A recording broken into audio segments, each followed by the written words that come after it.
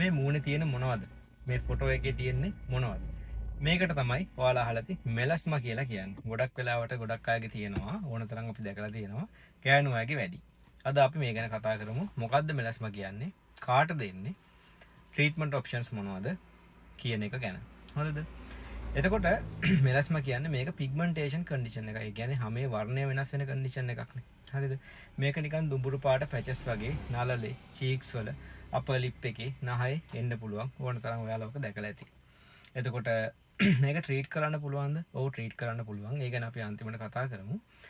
ඊට කලින් මම කියන්නම් මට සපෝට් එකක් විදිහට මේ වීඩියෝ එකට අනිවාර්යයෙන්ම ලයික් කරන්න, ෂෙයා කරන්න, කමෙන්ට් කරන්න. ඔය තුනම අනිවාර්යයෙන්ම කරන්න. ඒක මට සපෝට් එකක් විදිහට ඉල්ලන දෙයක්. හරි. එතකොට මෙලස්මා කියන එක එන්නේ කාටද? මෙලස්මා කියන එක ගොඩක් කොමන් ගෑනු අයගේ. පිරිමියාගෙත් එනවා. ගෑනු අයට වැඩි. ප්‍රෙග්නන්සි එකේදී එන්න පුළුවන්. ඉරේලියට එක්ස්පෝස් වෙනවා වැඩි අයට එන්න පුළුවන්.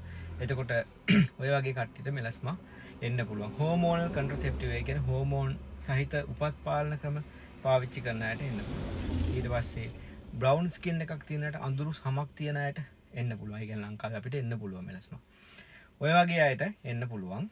එතකොට මෙලස්මා කියන එක අපේ හැමේ එක එක ස්තර තියෙනවා. ගැඹුරුම ස්තරයක්, කුස්මතු පිට ස්තරයක් එහෙම තියෙනවා. මේකට කියන්නේ එපිඩර්මල් කන්ඩිෂන් එකක්. ඒ කියන්නේ අපේ හැමේ එළිය ලේයර් එකේ තියෙන එපිඩර්මිස් එකේ තමයි මෙලස්මා එන්නේ. හැබැයි ඩර්මිස් එකට එන්නේ නැද්ද? එනවා. ඒ කියන්නේ පල්ලෙහා ලේයර්ස් වලට යන්නේ නැද්ද? පල්ලෙහා ලේයර්ස් වලටත් යනවා. එතකොට මම කිව්වා මෙලස්මා කියන්නේ මොකද්ද? මේක ඉන්නේ කොයි වගේ අයටද? කොමන් කොයි වගේ අයටද කියන එකට. හරිද? ඊළඟට ට්‍රීට්මන්ට් ඔප්ෂන්ස් තියෙනවද? ට්‍රීට්මන්ට්ස් තියෙනවා. මේකට ප්‍රතිකාර තියෙනවා. වැදගත් දේ ඔයාලා රෝග විනිශ්චය ඔයා කරන්න යන්නේ නැහැ. මේ තත්ත්වය තියෙනවා නම් ඔයාලගේ ෆැමිලි ඩොක්ටර් ගාවට යන්න. ඔයාලගේ පවුලේ වෛද්‍යවරයා ගාවට. එහෙම නැත්නම් එයා අවශ්‍ය නම් එයාට ඩයග්නෝස් කරගන්න බැයි නම් එයා හැමේ රෝග සම්බන්ධ විශේෂඥ වෛද්‍යවරයෙකුට දායි. එහෙම නැත්නම් කෙලින්ම හැමේ රෝග සම්බන්ධ විශේෂඥ වෛද්‍යවරයෙක් ගාවට ඔයාලට යන්න පුළුවන්. එතකොට එයාලා ඩයග්නෝස් කරලා ඔයාලා ගෙදර කරන්න යන්න එපා ට්‍රීට්මන්ට්ස්. මොකද ඔයාලගේ රෝග විනිශ්චය වරදින්න පුළුවන්. මොකද ඔයාලා ඩයග්නෝස් කරේ මෙලස්මා කියලා හිතුවට මේක මෙලස්මා කියලා හිතුවට ඔක මෙලස්මා නෙමෙයි වෙන්න පුළුවන්. ඒ නිසා රෝග විනිශ්චය ඔයාලා කරන්න යන්න එපා. ඒක ડોක්ටර් කෙනෙක්ම කරන්න ඕනේ. හරි. ට්‍රීට්මන්ට් ඔප්ෂන්ස් වල පළවෙනි එක තමයි මුල්ම දේ ට්‍රිගර් එක පාලනය කරා. ඒ කියන්නේ ඕක එනවා යනවා. ඕක හොඳ වෙනවා ආයෙ එන්න පුළුවන් ට්‍රිගර් වුණා. ට්‍රිගර් වෙන්නේ මොනවටද? ගොඩක් වෙලාවට සන් එක්ස්පෝෂර්. ඉරේලිය. එතකොට වැදගත්ම දේ මොකද්ද? ඔයාලා එළියට යනකොට සන්ස්ක්‍රීන් එකක්, සන් ක්‍රීම් එකක් ගන්න එක. හරිද? සන් ක්‍රීම් එකක් ගන්න එක. සන් ක්‍රීම් එකක් ගන්නවා කිව්වහම ඒකත් ඔහේ කඩවලින් අරන් ගන්න එපා. හොඳ ඒවා තියෙනවා. මම මෙතන බ්‍රෑන්ඩ්ස් කියන්න යන්නේ නැහැ.